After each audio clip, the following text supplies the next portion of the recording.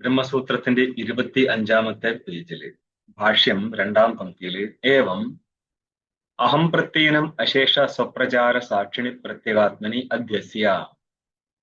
അഹം പ്രത്യയനം, അഹം എന്നുള്ള പ്രത്യയം എവിടെയാണോ സംഭവിക്കുന്നത് അതാണ് അഹം പ്രത്യയി. എവിടെയാ? അന്ധക്കരണത്തിൽ പ്രത്യയം സംഭവിക്കുന്നു. അല്ലെങ്കിൽ അഹം പ്രത്യയത്തിന്റെ വിഷയം നിർത്താൽ മതി. കാരണം ഇത് അഹം എന്നുള്ള പ്രത്യയം സാക്ഷിപ്രത്യയമാണ്. ആ സാക്ഷിപ്രത്യയം സംഭവിക്കുന്ന സമയത്ത് സാക്ഷിയുടെ സ്വരൂപം തന്നെയാണ് സാക്ഷിപ്രത്യയം. കാരണം തത്തത് വൃത്തി അവച്ചിന്ന ചൈതന്യമായിരിക്കും സാക്ഷി. ആ സാക്ഷിയായിരിക്കുന്ന അഹംപ്രത്യയുടെ വിഷയമാണ് ആര്? അന്ധകരണം. ഇതിന്റെ മുന്നേ ഇവിടെ വന്നിട്ടുണ്ടോ ഈ ഒരു പ്രത്യേക അന്ധകരണത്തെ എടുക്കാൻ വേണ്ടിയിട്ട്?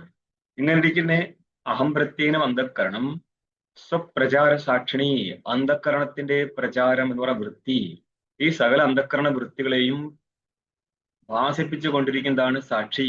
അതുകൊണ്ട് സകല അന്ധകരണ വൃത്തിയുടെയും സാക്ഷി സ്വരൂപൻ ആരായിരിക്കും? ചൈതന്യം എന്നർത്ഥം.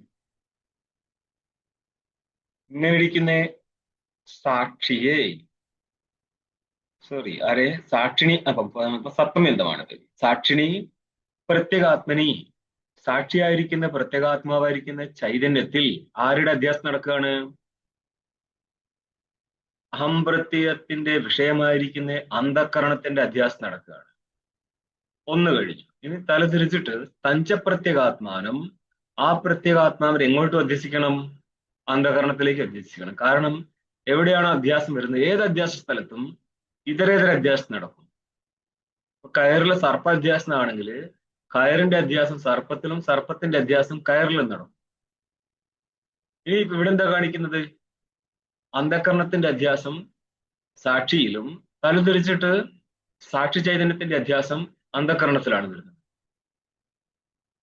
ഈ പ്രക്രിയക്ക് ഒരു പടി കൂടി പിറകിലൊരു അധ്യാസം നടന്നിട്ടുണ്ട്. ഇത് അധ്യാസമായിട്ടെടുക്കാം, അല്ലാതെയും എടുക്കാം. ഭാഷ്യകാരൻ ചടുലമായൊരു നീക്കമാണ് ഇവിടെ നടത്തിയത്. ഇവിടെ നിന്നിട്ട് നമ്മൾക്ക് സുഷുപ്തി സ്ഥലവും നോക്കി കാണാം. ആദ്യം നമ്മൾക്ക് ടീകാകാരന്റെ അന്വയത്തിനനുസരിച്ച് അന്വയിച്ച് പോകാം. ഇവിടെ ഇത്രേ വന്നിട്ടുള്ളൂ. അന്ധകരണവും ചൈതന്യവും തമ്മിൽ അധ്യാസനെ പറഞ്ഞിട്ടുള്ളൂ.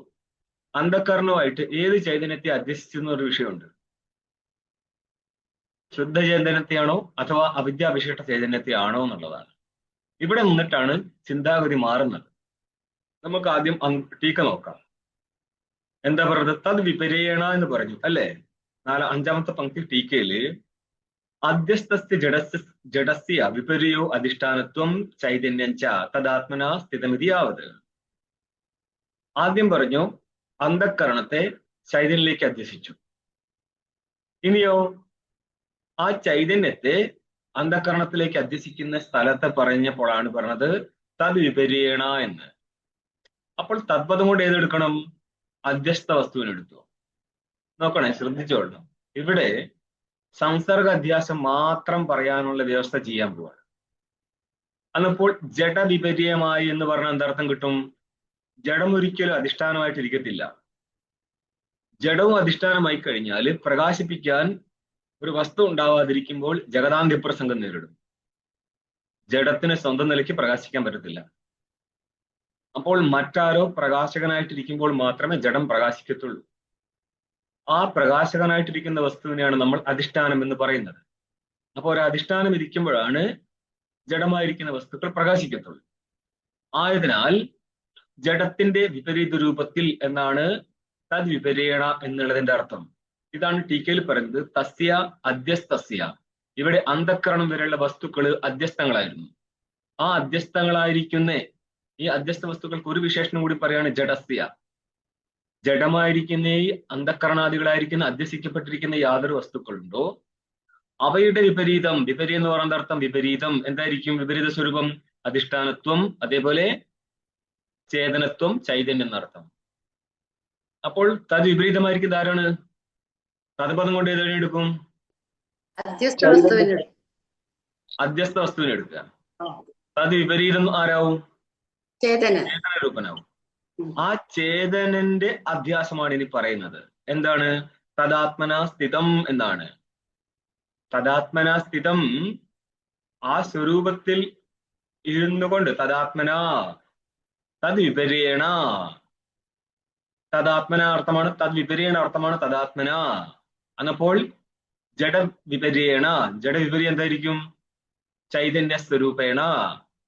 എന്നിട്ട് എന്താണ്? സ്ഥിതം എന്നാണ്. അപ്പോൾ ചൈതന്യ രൂപത്തിൽ ഒരുത്തൻ അവിടെ ഉണ്ട്. ഉള്ള വസ്തുവിന്റെ അധ്യാസം എന്തായിരിക്കും? സംസർഗ അധ്യാസം മാത്രമായിരിക്കും. ഇത് പറയേണ്ടിയിട്ടാണ് ഇത്രയും വ്യവസ്ഥ ചെയ്തു വെച്ചത് ടീക്കാകാരൻ. തദ്വിപരീണ, ജഡവിപരീണ, എന്നിട്ട് സ്ഥിതം നിർണ്ണയിക്ക്. ജഡവിപരീണ സ്ഥിതം ആര്? അധിഷ്ഠാനാത്മാ.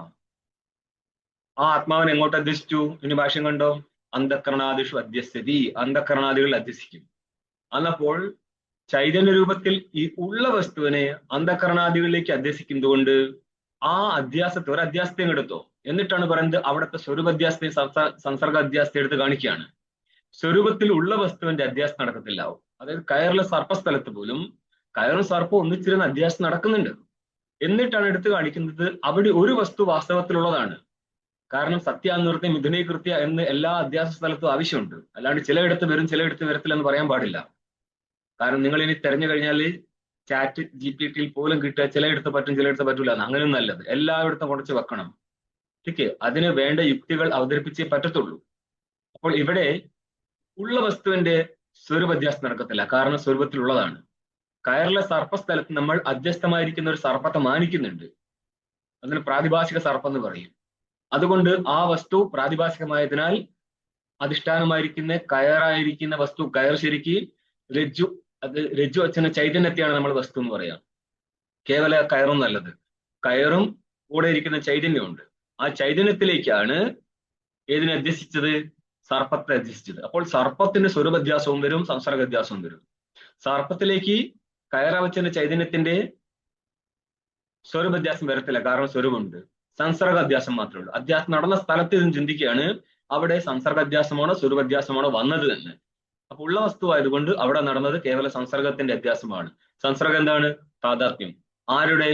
അധിഷ്ഠാനത്തിന്റെ, കയറിന്റെ. എവിടെ? സർപ്പത്തിൽ. ഇതേപോലെ ഇവിടെയും അധിഷ്ഠാനമായിരിക്കുന്ന ചൈതന്യം ഉള്ള വസ്തു ആയതിനാൽ അതിന്റെ സ്വരൂപാധ്യാസം നടക്കത്തില്ല, സംസർഗാധ്യാസം മാത്രമേ നടക്കത്തുള്ളൂ. ഇത്രയും മനസ്സിലായിക്കോളാം. ഇനി ഭാഷ്യകാരൻ ബോധപൂർവ്വം ഒഴിവാക്കി വെച്ചിരിക്കുന്ന ഒരു പങ്ക്തി സാമ്പ്രദായികമായിട്ട് വരുന്നതിനെ ടീക്കാകാരൻ കൂട്ടിച്ചേർക്കുക. ഇങ്ങനെ തന്നെ വേറെ രീതിയിൽ ഇതിനെ അന്വയിക്കും. ആയതുകൊണ്ട് രണ്ടാമത് വരുന്ന അന്വയമാണ് ശരിക്ക് വേണ്ടത്.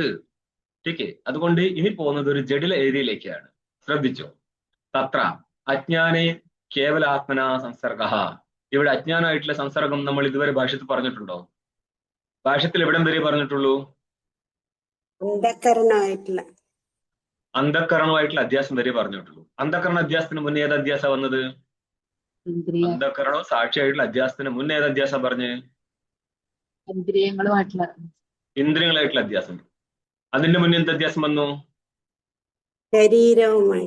ശരീരമായിട്ടുള്ള അധ്യാസം. ശരിക്ക് തല തിരിഞ്ഞാ വരിക. ശരീരമായിട്ടുള്ള അധ്യാസം ഒക്കെ ലാസ്റ്റാ വരിക. ആദ്യം വരേണ്ടതാണ് അവിദ്യ ചൈതന്യ അധ്യാസം. അതിനുശേഷം അന്ധകരണമായിട്ടും ചൈതന്യമായിട്ടുള്ള അധ്യാസം. അതിനുശേഷം ഇന്ദ്രിയങ്ങളുമായിട്ടും ചൈതന്യമായിട്ടുള്ള അധ്യാസം. അതിനുശേഷം ശരീരമായിട്ടുള്ള അധ്യാസം. അതിനുശേഷം ബഹിർഭൂതങ്ങളായിരിക്കുന്ന പുത്രാദികളായിട്ടുള്ള അധ്യാസം. ഇങ്ങനെയാണ് അധ്യാസം പോകേണ്ടത്. പക്ഷെ ഭാഷ്യകാരൻ ഇതുവരെ അവിദ്യയും ചൈതന്യവും തമ്മിൽ അധ്യാസം പറഞ്ഞിട്ടില്ല. ശ്രദ്ധിച്ചോ. ഇതെന്തുകൊണ്ട് ഇങ്ങനെ മാറ്റി വെക്കുന്നത് വെച്ചു കഴിഞ്ഞാൽ ഇത് മനസ്സിലാവണമെങ്കിൽ ചിലപ്പോൾ ജീവിതം മൊത്തം തീരും. എന്ന് പറഞ്ഞാല് പറഞ്ഞു കൊടുത്തെങ്കിൽ മാത്രമേ പിടികിട്ടത്തുള്ളൂ. ഇത് മിക്കവാറും അവതരിപ്പിക്കാൻ നിൽക്കാറില്ല. കാരണം ഭാഷ്യത്തിലും പങ്ക്തി ടു പങ്ക്തി പോയാൽ ഇത് മനസ്സിലാകത്തില്ല. ठीक है, നോക്കാം. തത്ര അജ്ഞാനെ കേവല ആത്മനാ സംസർഗ. അജ്ഞാനമായിട്ട് കേവല ആത്മാവിന്റെ സംസർഗം മാത്രമാണെന്ന് പറഞ്ഞാല് ഈ ഒരു കാര്യം, അതായത് അജ്ഞാനമായിട്ടുള്ള ആത്മാവിന്റെ ഒരു അധ്യാസത്തെയും നമ്മൾ ഇതുവരെ ഭാഷ്യത്തിൽ പറഞ്ഞിട്ടേ ഇല്ല. ഇനി എടുത്തു വെച്ചെങ്കിൽ പറയുകയാണ് ഇവിടെ ഒരു അധ്യാസം നടന്നിട്ടുണ്ട്. ആ അധ്യാസം എന്താണ്? കേവല സംസർഗ അധ്യാസം മാത്രമാണ്. അതുകൊണ്ട് തന്നെ മുന്നോട്ട് വരുന്ന എല്ലാ സ്ഥലത്തും അധിഷ്ഠാന ചൈതന്യത്തിന്റെ സംസർഗ അധ്യാസം മാത്രമേ ഉള്ളൂ. അന്ധകരണത്തിലാണെങ്കിലും ശരീരത്തിലാണെങ്കിലും ഇന്ദ്രിയത്തിലാണെങ്കിലും എല്ലാ സ്ഥലത്തും ചൈതന്യത്തിന്റെ സംസർഗ അധ്യാസമേ വരത്തുള്ളൂ. കാരണം ചൈതന്യം ഉള്ള വസ്തുവാണ്. അത് അവച്ഛിന്നമായിരിക്കട്ടെ അനവച്ഛിന്നമായിരിക്കട്ടെ. അവച്ഛിന്ന സ്ഥലത്തും ചൈതന്യം വാസ്തവമാണ്. അതുകൊണ്ട് അതിന്റെ സംസർഗം മാത്രമേ പറയാൻ പറ്റത്തുള്ളൂ എന്നുള്ള രീതിയിലാണ് ഈ അധ്യാസ വർണ്ണന നടക്കുന്നത്. അപ്പോൾ അജ്ഞാനവുമായിട്ട് ചൈതന്യത്തിന്റെ അധ്യാസം വരുന്ന സ്ഥലത്ത് അത് സംസർഗ അധ്യാസം മാത്രമേ വരത്തുള്ളൂ. അത് കേവലം അജ്ഞാനമായിട്ടല്ല, എല്ലാ സ്ഥലത്തും ഇങ്ങനെ തന്നെ വരിക. കാരണം ഉള്ള വസ്തുവിന്റെ സ്വരൂപാധ്യാസം നടക്കത്തില്ല. അതുകൊണ്ട് സംസർഗ അധ്യാസം മാത്രം. ഇവിടെ സംസർഗം ഏതായിരിക്കും? അധ്യാസം കേട്ടുകൊണ്ടുകയാണ് താതാത്മ്യം. താതാത്മ്യം എന്നുള്ളതാണ് സംസർഗം.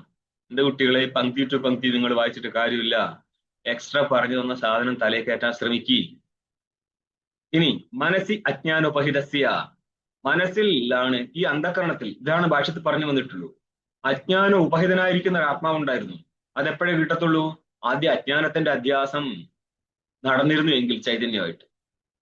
അങ്ങനെ ഇരിക്കുന്ന അജ്ഞാനം ഉപാധിയായിക്കൊണ്ടിരിക്കുന്ന ആത്മാവിനെന്ത് പറയും? അജ്ഞാന ഉപഹിതൻ. ഇതെന്തിനാ ഉപാധി വെച്ചിരിക്കുന്നത്? ഉപാധിയുടെ ലക്ഷണം എന്താ? ഉപാധിയുടെ ലക്ഷണം വർത്തമാനത്വേ സതി വർത്തമാനത്തെ സ്ഥിതി, കാര്യ അനന്യത്യ സ്ഥിതി, ഇത്തരം ഉപാധിത്വം. ठीक വർത്തമാനകാലത്തിൽ, വർത്തമാനം എന്ന് പറഞ്ഞാൽ ആ ഒരു സമയത്ത് ഇരുന്നു കൊണ്ട് കാര്യവുമായിട്ട് അന്വയം നടക്കാതെ നമ്മൾ എന്താണ് അവിടെ ചെയ്യാൻ പോകുന്നത് അതുമായിട്ട് അന്വയം നടക്കത്തില്ല എന്ന് പറഞ്ഞാൽ ആ വസ്തു ഉപാധി കൂടെ ഇരിക്കത്തില്ല എന്നർത്ഥം. എന്നിട്ടോ ഇതരന്റെ വ്യാവർത്തി നടത്തും.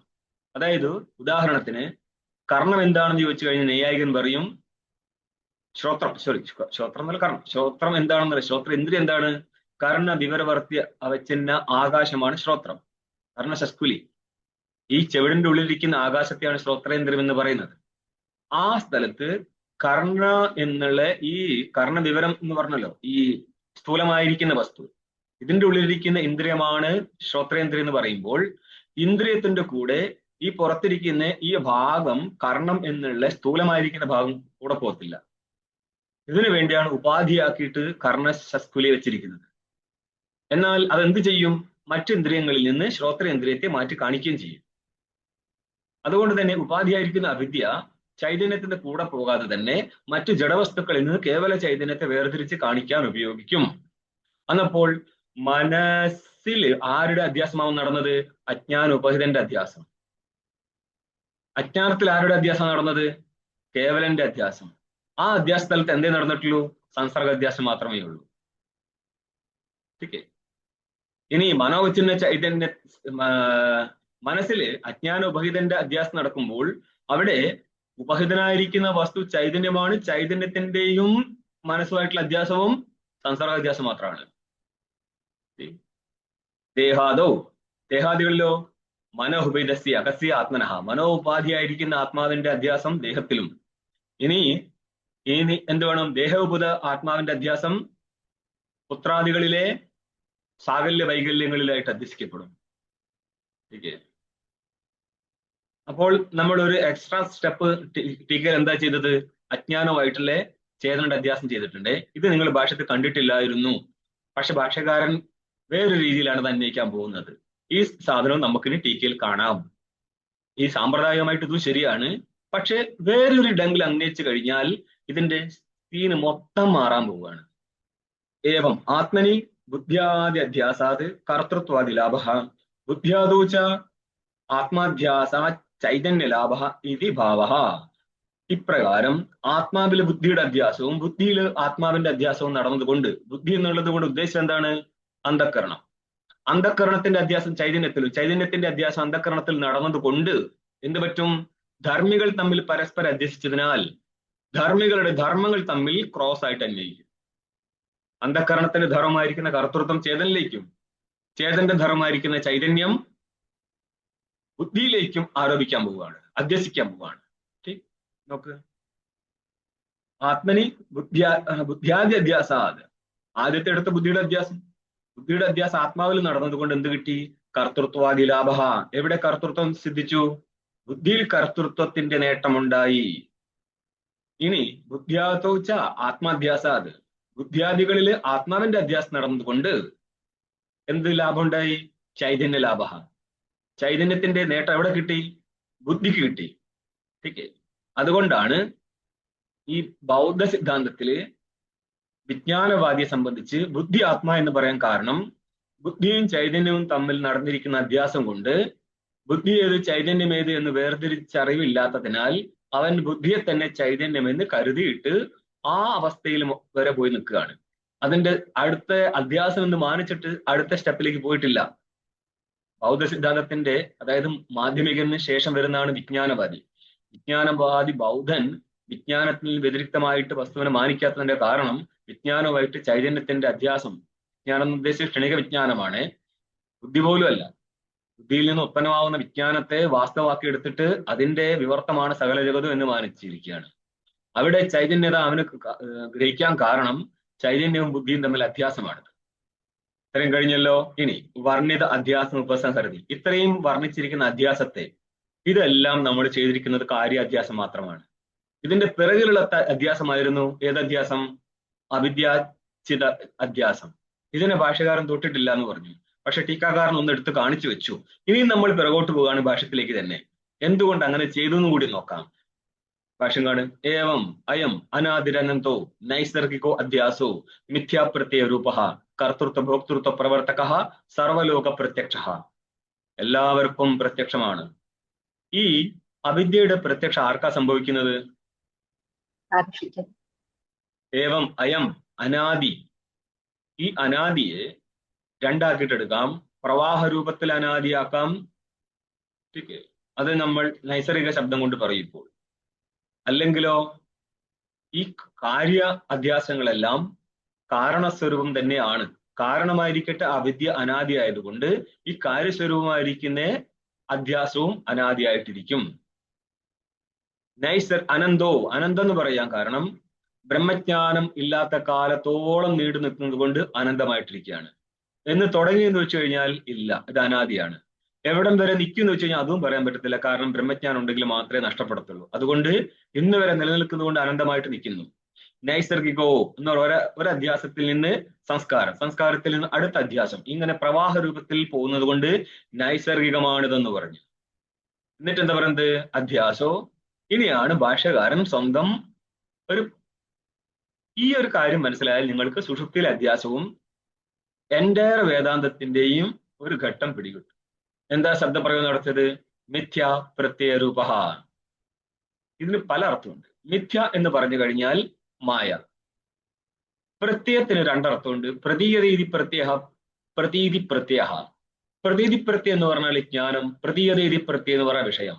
എന്ന് പറഞ്ഞാൽ അർത്ഥാധ്യാസവും ജ്ഞാനാധ്യാസവും സിദ്ധിക്കപ്പെടും പ്രത്യയ ശബ്ദത്താൽ. ഇതിന്റെ കാരണം എന്താ? മിഥ്യ എന്ന് പറഞ്ഞാൽ നിങ്ങൾക്ക് ഈ ലോകത്ത് രണ്ടുവിധ വസ്തുക്കളാ. ഏതൊക്കെ? ഒന്ന് മിഥ്യാപ്രത്യയവും ഒന്ന് മിഥ്യാപ്രതീതിയും. ചേതനയിൽ ഭിന്നമായിട്ട് നമ്മൾക്കിവിടെ രണ്ടുവിധ വസ്തുക്കൾ, ഒന്ന് ജ്ഞാനവും രണ്ടാമത്തെ ജ്ഞാനത്തിന്റെ വിഷയവും. നമ്മൾക്ക് കിട്ടുന്ന സകല ജ്ഞാനവും മിഥ്യയാണ്, സകല ജ്ഞാനത്തിന്റെ വിഷയവും മിഥ്യയാണ്. അതുകൊണ്ടാണ് മിഥ്യ എന്ന് പറഞ്ഞാൽ മായ. മായ തന്നെയാണ് സകല പ്രത്യയങ്ങളും ജ്ഞാനങ്ങളും, മായ തന്നെയാണ് സകല വിഷയങ്ങളും. മനസ്സിലായോ? അപ്പോൾ ചൈതന്യത്തെ മാറ്റി നിർത്തിയിട്ട് പറയാണ് ഇവിടെ നിങ്ങൾക്ക്, അതാണ് അന്ധകരണം വരെ വെച്ചിട്ട് അങ്ങോട്ട് നിർത്തി വെച്ചത്. അന്ധകരണം മുതൽക്കുള്ള സകല അധ്യാസങ്ങളും അത് രണ്ട് രീതിയിൽ വരും. ഒന്ന് ജ്ഞാനാധ്യാസം, ഒന്ന് അർത്ഥാധ്യാസം. ഇതെല്ലാം തന്നെ മിഥ്യ കൊണ്ടുണ്ടായതാണ്. എന്ന് പറഞ്ഞാൽ അവിദ്യ കൊണ്ടുണ്ടായതാണ്. അതുകൊണ്ട് ചൈതന്യത്തെ മാറ്റി വെച്ചിട്ട് മൂന്ന് ഘട്ടമാണ്. ഒന്ന് ചൈതന്യം, രണ്ടാമത്തത് അവിദ്യ, മൂന്നാമത്തത് അവിദ്യാ കാര്യം. ഈ അവിദ്യാ കാര്യങ്ങൾ ഏതൊക്കെയാ? ജഗത്ത് മുഴുവൻ എന്ന് പറഞ്ഞാൽ മനസ്സിലായില്ല. അവിദ്യാകാര്യം, അന്ധകരണാധ്യാസം. എന്റെ കുട്ടി, ഞാൻ ഇപ്പോഴല്ലേ പറഞ്ഞത് ജ്ഞാനാധ്യാസം അർത്ഥാധ്യാസം രണ്ട് എണ്ണയുള്ളൂ മൊത്തത്തിൽ. ഇത് കേട്ടിട്ടൊന്നുമില്ലേ നിങ്ങൾ ഇതുവരെ? എടോ, ഞാൻ ഇതിന്റെ മുന്നേ പറഞ്ഞിട്ടാണ് മുന്നോട്ട് ചോദിക്കുന്നുള്ളൂ എന്താ സാധനം എന്ന്. അപ്പം അതിന്റെ ഒരു 2 മിനിറ്റ് മുന്നേ കേട്ട സ്ഥലം പോലും തലയിൽ കയറുന്നില്ലേ? എന്നിട്ട് പോവും ഏതെങ്കിലും വഴിക്ക്. മിഥ്യാപ്രത്യരൂപമാണ്. ഇവിടെ ഈ സ്ഥലത്ത് പഠിപ്പിക്കുന്ന ആൾക്കാർ പോലും തെളിവില്ലാത്ത സ്ഥലമാണ് ഇപ്പം പറയാൻ പോകുന്നത്. ഇതെന്താ സംഭവിക്കുന്നത് എന്നുള്ളത്. എത്രയോ ഹയർ ടെക്സ്റ്റ് കൈകാര്യം ചെയ്താലേ ഇവിടെ എന്താ സംഭവിക്കുന്നത് പിടികിട്ടത്തുള്ളൂ. അതുകൊണ്ട് തന്നെയാണ് ഇപ്പോൾ കേരളത്തിലെ ഒട്ടുമിക്ക ആചാര്യന്മാരും സുഷുപ്തിയിൽ അവിദ്യ ഇല്ലെന്ന് മാനിക്കാനുള്ള കാരണം ഇവിടെയുള്ള തിരിച്ചറിവില്ലായ്മയാണ്. ഈ പങ്ക്തി വളരെ ജടിലമാക്കിയിട്ടാണ് ഭാഷ്യകാരന് ക്ലിയർ കട്ട് ഐഡിയ ഉണ്ട്. പക്ഷേ പഠിച്ചു പോകുമ്പോൾ പോലും ഭാഷ്യകാരന്റെ രീതിയും നവീന ആചാര്യന്മാരുടെ രീതിയും തമ്മിലുള്ള ചെറിയൊരു വ്യത്യാസമുണ്ട്. അത് ആ നവീന ആചാര്യന്മാർ പഠിക്കാൻ പാടാ, കാരണം അത് ഹയർ ടെക്സ്റ്റിലൂടെ പോകണം. എന്നാൽ ഇത് ക്ലിയർ കട്ട് ഐഡിയ കിട്ടണമെങ്കിലോ അതും വേണം, ഭാഷകാരൻ ഇവിടെ ഉപയോഗിച്ച സാങ്കേതികതയെ മനസ്സിലാക്കാൻ പറ്റണം. അപ്പോൾ ഈ രണ്ട് രീതിയിൽ വരുമ്പോൾ മായയെ ഉപാദാന കാരണമാക്കി സ്വീകരിച്ചുകൊണ്ട് നിമിത്തമായിരിക്കുന്ന ചേതനൻ, അവിടെ ചേതനൻ നമുക്ക് നിമിത്തമായിട്ടും ഉപാദാനമായിട്ടും കാണാം. രണ്ടാമത്തത് നിമിത്തമായിരിക്കുന്ന ചൈതന്യം, പരിണാമി ഉപാദാനമായിരിക്കുന്ന മായ, അതേപോലെ വിവർത്തോപാദാനമായിരിക്കുന്ന ചൈതന്യം, അങ്ങനെ കൊണ്ടുപോകാം. അപ്പൊ പരിണാമി ഉപാദാന കാരണമായിട്ട് മായ വെക്കുമ്പോഴാണ് ഈശ്വരനിൽ നിന്നുള്ള ജഗത് സൃഷ്ടി പറയുന്നത്. അങ്ങനെ ഇരിക്കുന്ന പരിണാമി ഉപാദാന കാരണമായിരിക്കുന്ന മായയുടെ ആശ്രയമാണ് ചൈതന്യം. ആ പരിണാമി കാരണം മായാശ്രയത്വം വിവർത്താധിഷ്ഠാനത്വം എന്നൊരു ലക്ഷണം ചെയ്യാം. മുഖ്യ സിദ്ധാന്തത്തിനനുസരിച്ച് മുഖ്യ സിദ്ധാന്തമാണ് ഇവിടെ പോയിക്കൊടുക്കുന്നത്. കേവല ചൈതന്യത്തിൽ നിന്ന് തന്നെയാണ് മൊത്തം ജഗത് ഉത്പന്നമായത്. ജഡചേതനാത്മകമായിരിക്കുന്ന ജഗത്തിന്റെ കാരണം ചൈതന്യമാണ്. നമ്മൾ ആദ്യം പറഞ്ഞത് ജഡമായിരിക്കുന്ന ലോകത്തിന്റെ കാരണം ജഡമായിരിക്കുന്ന മായയും, ചൈതന്യമായിരിക്കുന്ന ജീവരൂപ ജഗത്തിന് കാരണം ചൈതന്യമായിരിക്കുന്ന ബ്രഹ്മവും എന്നാണ്. ഇത് ഒരു രീതിയാണ്. പക്ഷെ ഇതിനേക്കാൾ മികച്ച രീതിയാണ് കേവലനായിരിക്കുന്ന ബ്രഹ്മത്തിൽ നിന്ന് ജഡചേതനങ്ങൾ ഉത്പന്നമാവും എന്നുള്ളത്. അവിടെ അവിദ്യ ഇല്ലെങ്കിൽ ജഗസൃഷ്ടി പറയാൻ പറ്റത്തില്ല. കാരണം ശുദ്ധബ്രഹ്മത്തിന് അങ്ങനെ ജഗത്ത് സൃഷ്ടിക്കപ്പെടത്തില്ല. അങ്ങനെയാണെങ്കിൽ ആ മായയെ നിങ്ങൾ മാനിച്ചാൽ നിങ്ങൾ ആദ്യം പറഞ്ഞിരിക്കുന്ന ഈശ്വര കാരണവാദം തന്നെയല്ലേ വരുന്നത് എന്നൊരു ആപത്തി വരും. അല്ല, ഈശ്വര കാരണവാദത്തില് പരിണാമി ഉപാദാന കാരണമായിട്ട് മായ മാനിച്ചിരുന്നു. ഇവിടെ പരിണാമി ഉപാദാന കാരണമായിട്ട് മായ വെക്കത്തില്ല. പിന്നെ എന്തേ ഉള്ളൂ? സഹകാരി കാരണമായിരിക്കുന്ന മായയിൽ നിന്ന് ജഗത് ഉത്പത്തിയാണ്. അവിടെ ഇനി നോക്കിക്കോ, മായ ഇരിക്കുന്നത് കൊണ്ട് എവിടെ മുതൽക്ക് അന്ധക്കരണാദികളിലൂടെയുള്ള അധ്യാസം നടന്നുകൊടുക്കുകയാണ്. ആരുടെ അധ്യാസം? ചൈതന്യത്തിന്റെ അധ്യാസം. ചൈതന്യത്തിന് അന്ധക്കരണാദികളിലൂടെ അധ്യാസത്തിന് കാരണമായിട്ട് മായ വെച്ചു കൊടുത്തിരിക്കുകയാണ്. അതുകൊണ്ടാണ് ഭാഷകാരന്റെ അന്വയം വേറെയും ടീക്കാകാരന്റെ അന്വയം വേറെയും പോയത്. ഇനി ടീക്കാകാരൻ തിരിച്ച് ഭാഷകാരന്റെ അന്വയത്തിലേക്ക് പോകും. അപ്പൊ അത്രയും ബുദ്ധി ഇറക്കിയിട്ടാണ് ഭാഷകാരൻ പങ്ക്തി കൊണ്ടുവന്നത്. കാരണം അവിദ്യ, ഇനി നോക്കിക്കോ, ഈ പരിണാമോപാദാന കാരണമായിരിക്കുന്ന അവിദ്യ എവിടെ ഇരുന്നു? ചൈതന്യത്തിൽ ഇരുന്നു. വാസ്തവത്തിൽ ചൈതന്യത്തിലിരിക്കോ? ഇരിക്കത്തില്ല. കാരണം നിർലേപനായിരിക്കുന്ന ചൈതന്യത്തിന് ഒരു സംബന്ധമില്ല. ഇനി സഹകാരി കാരണഭാഗത്തിൽ എടുത്തു കഴിഞ്ഞാലും ആ അവിദ്യ എവിടെ ഇരിക്കും? ചൈതന്യത്തിലിരിക്കും. ഇരിക്കോ? ഇരിക്കത്തില്ല. എന്തുകൊണ്ടാ? അതിന് നിർലേപന ഒരു സംബന്ധവും പറയാൻ പറ്റത്തില്ല. നിർലേപന ഒരു സംബന്ധവും പറയാൻ പറ്റത്തില്ല എന്നുള്ളത് കൊണ്ട് നിർലേപനായിരിക്കുന്ന ചൈതന്യത്തെ മാറ്റി വെച്ചിട്ട് ജഗത്തുമായിട്ടിരിക്കുന്ന അന്ധക്കരണാദികളിലെ അവന്റെ സംബന്ധത്തെ ആവിദ്യകമായിട്ട് എടുത്തു വെച്ചിരിക്കുകയാണ്. വാസ്തവത്തിൽ അവൻ എവിടെയും സംബന്ധമില്ല. ടീക്കേ? അതുകൊണ്ടാണ് നമ്മുടെ ഒരു ശ്ലോകത്ത് പറയുന്നത് തത്വമസ്യാദി വാക്യൊത്ത സമ്യഗ്ധി ജന്മമാത്രത. തത്വമസ്യാദി വാക്യങ്ങളിലൂടെ അധിഷ്ഠാനം ബ്രഹ്മത്തിന്റെ ബോധം ഉണ്ടാകുന്നതോടുകൂടി എന്ത് മനസ്സിലാവും? അവിദ്യ സഹകാര്യേണ ന ആസീദിന അസ്ഥിന ഭവിഷ്യതി. അവിദ്യ സ്വന്തം കാര്യത്തോടുകൂടി ഒരിക്കലും ഇല്ലായിരുന്നു, ഇനി ഒരിക്കലും ഉണ്ടാവത്തില്ല, ഇപ്പോഴും ഇല്ല എന്ന്. ഇങ്ങനെ അവിദ്യ ഇല്ല എന്നുള്ളത് കൊണ്ട് അവിദ്യ നമ്മൾക്ക് ചൈതന്യത്തിൽ ഉണ്ട് എന്നോ അതിൽ നിന്ന് ജഗത്തുണ്ടായി എന്നോ ഞങ്ങൾക്ക് മതമേ അല്ല. ഇപ്പം പിടികിട്ടിയോ വേദാന്തം എവിടെ പോയി നിൽക്കുന്നുള്ളത്? ഇതിനെ വെച്ചിട്ടാണ് അനുരചനീയമായിരിക്കുന്ന ഒരു മായയെ ടൂളാക്കി എടുത്തിട്ട് ജഗത്ത് മൊത്തം ഉണ്ടാക്കുന്നത്. ചിലർ കരുതുന്നത് ഭഗവാന്റെ ശക്തി. എന്ത് ശക്തി എന്ന് ഉദ്ദേശിച്ചിട്ടാണ് നിങ്ങൾ പറയുന്നത്? മായ. അതുകൊണ്ടാണ് ഞാൻ പറഞ്ഞത് ആ ഒരു ഇതുണ്ടല്ലോ, ശിവൻ അധിഷ്ഠാനമായിരിക്കുന്ന ശിവൻ മംഗളസ്വരൂപൻ അടിയിലും കലിതുള്ളുന്ന ദേവി പൊക്കത്തും. നിങ്ങൾ എന്ത് കണ്ടിട്ടാണ് ചിത്രമൊക്കെ വരച്ചിരിക്കുന്നത്? മനസ്സിലായോ? ഇങ്ങനെ വരച്ച് പോയി വിവരക്കേടുന്നല്ലാതെ ശാസ്ത്ര സിദ്ധാന്തം മനസ്സിലാവത്തേ ഇല്ല. എത്രമാത്രം കഥ കയറുന്നു അത്രമാത്രം ദൂരത്ത് പോകത്തുള്ളൂ. ഈ കഥയിൽ രമിക്കും. വാ, ഭഗവാനെ കയ്യിൽ തന്നിരിക്കുകയാണ്. ഏത് ഭഗവാൻ? ശരിക്ക്. അതുകൊണ്ട് ഈ ഭാഗവതക്കാർക്ക് ഒരിക്കലും വേദാന്തം പിടികിട്ടത്തില്ല. കാരണം ഇതിന്റെ സ്റ്റഫേ വേറെയാണ്. അത് കഥയിൽ രമിക്കുന്ന ആൾക്കാർക്ക് സമയം പാസും ഉച്ചയ്ക്ക് ചോറിനും വേണ്ടിയുള്ള പ്രസ്ഥാനം മാത്രമാണ്. എന്നാൽ ഭാഗവതത്തിൽ വേദാന്തം ഇല്ലെന്ന് വെച്ച് കഴിഞ്ഞാൽ ഉണ്ട്. പക്ഷെ പറയാൻ അറിയാന്ന് വെച്ച് കഴിഞ്ഞാൽ ഇല്ല. ശരിക്ക്. അറിയുന്ന ആൾക്കാരും പറയാൻ നിൽക്കത്തില്ല. കാരണം മനസ്സിലാവുന്ന ആൾക്കാർ മുന്നിൽ ഇരുന്നാലേ പറയാൻ പറ്റത്തുള്ളൂ. ഇപ്പം ഇവിടെ തന്നെ ഒരു പങ്ക്തി പറഞ്ഞു കൊടുത്തു കഴിഞ്ഞാൽ 1 മിനിറ്റ് മുന്നേ പറഞ്ഞു കൊടുത്തിട്ട് ചോദിച്ചാൽ പോലും തലയിൽ കയറുന്നില്ല അല്ലേ? വേദാന്തത്തിനായിട്ട് ഇറങ്ങി നിങ്ങൾക്ക് കയറുന്നില്ലെങ്കിൽ പിന്നെ ഭാഗവതക്കാർ പറഞ്ഞിട്ട് കാര്യമില്ല. അപ്പോൾ ഈ ടീക്ക മുന്നോട്ട് പോകാണ്. അനാദി അവിദ്യാത്മകതയാ കാര്യാധ്യാസസ്യ അനാദിത്വം. കാര്യാധ്യാസത്തെയാണ് നമ്മൾ എവിടം വരെ കാണുന്നത്? അന്ധക്കരണാദി വരെ, അല്ലെങ്കിൽ അന്ധക്കരണ മുതൽ പുത്രമിത്രാദികൾ വരെയുള്ള സ്ഥലത്ത് കാര്യാധ്യാസമാണ്. ഇതിന്റെ പിറകിൽ ഒരു കാരണാധ്യാസം വേണ്ടതായിരുന്നു, പക്ഷെ അതിനെ എടുത്തിട്ടില്ല. ഇവിടെ ജഗത്തു ടു ജഗത്ത്, ഒരു ജഗത്തിന്റെ പ്രളയം നടന്നു, അടുത്ത ജഗത്ത് വരുന്നു. ഇങ്ങനെ ഇരിക്കുമ്പോൾ പോലും അനാദിയായിട്ട് കാര്യാധ്യാസം നടക്കുകയാണ്. പക്ഷെ ഈ സകല അധ്യാസവും എന്ന് പറഞ്ഞാൽ അധ്യസിക്കപ്പെട്ടിരിക്കുന്ന സകല വസ്തുക്കളും അവിടെ നടക്കുന്ന അധ്യാസവും എല്ലാം എന്താണ്? ആവിദ്യകമാണ്, മായികമാണ്. ആ മായ ആയിരിക്കട്ടെ അനാദി ആയതുകൊണ്ട് ഇവിടെ ഇരിക്കുന്ന സകല അധ്യാസത്തെ നമുക്ക് അനാദി എന്ന് പറയാം. കാരണം അനാദി ആയതുകൊണ്ട് ആ മായയായിരിക്കുന്ന കാരണം അനാദി ആയതുകൊണ്ട് ആ മായയാൽ കാണപ്പെടുന്ന സകല ജഗതധ്യാസവും അനാദി ആയിരിക്കുന്നുണ്ട് മാത്രം, കാര്യാധ്യാസമായിട്ട് പോലും. അനാദി അവിദ്യാത്മകതയാ. ആരാണ് അനാദി അവിദ്യാത്മകം? അവിദ്യാത്മകം എന്ന് പറഞ്ഞാൽ മതി. കാര്യം അവിദ്യാത്മകമാണ്, അവിദ്യ അനാദി ആയതുകൊണ്ട് അനാദിയായിരിക്കുന്ന അവിദ്യാസ്വരൂപമായിരിക്കുന്ന കാര്യാധ്യാസം എന്തായി? അനാദിയായി. ഒന്ന് അനാദിത്വം. ഇനി കോമട്ടോ അധ്യാസാത് സംസ്കാര തതോ അധ്യാസ ഇതി പ്രവാഹതോ നൈസർഗികത്വം. ഇടയിൽ ഫുൾ സ്റ്റോപ്പ് വേണ്ടായിരുന്നു. എന്ത് ചെയ്യാനാ? ടീക്ക് സ്റ്റോപ്പ് ഇട്ട് കഴിഞ്ഞാൽ അന്വയത്തിന് ബുദ്ധിമുട്ട് വരുന്നുണ്ട്. അധ്യാസത്തിൽ നിന്ന് സംസ്കാരം, സംസ്കാരത്തിൽ നിന്നോ പിന്നെ അധ്യസിക്കും. കാരണം അധ്യാസത്തിന്റെ കാരണമാണെന്ത്? സംസ്കാരം. ദോഷം, സംസ്കാരം, സംസർഗം. സംസർഗത്തിന്റെ അർത്ഥം എന്തായിരുന്നു? അധ്യാസ സ്ഥലത്ത് സംസർഗത്തിന്റെ അർത്ഥം അധിഷ്ഠാനത്തിന്റെ സാമാന്യജ്ഞാനം. ഇനി എന്താ ഇവിടെ പറയുന്നത്? അധ്യാസ സംസ്കാരോ തതോ അധ്യാസ. തതഹ എന്ന് പറഞ്ഞാല് സംസ്കാരത്തിൽ നിന്ന് അധ്യാസം. ഇതി ഇപ്രകാരം പ്രവാഹതോ നൈസർഗികത്വം. അതുകൊണ്ട് ഇടയിൽ വേണ്ട.